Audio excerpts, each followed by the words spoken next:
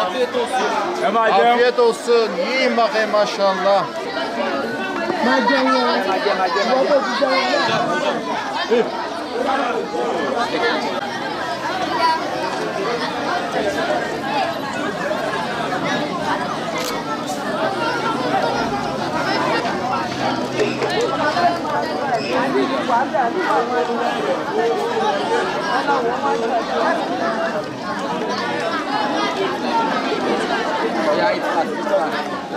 Uluslararası Yardım Kuruluşu Avrupa Yetim Eli olarak Afrika'nın Nijerya ülkesine geldik. Burada sizlerin bizlere emanet bıraktığınız yardımlarınızı ulaştırmak için geldik.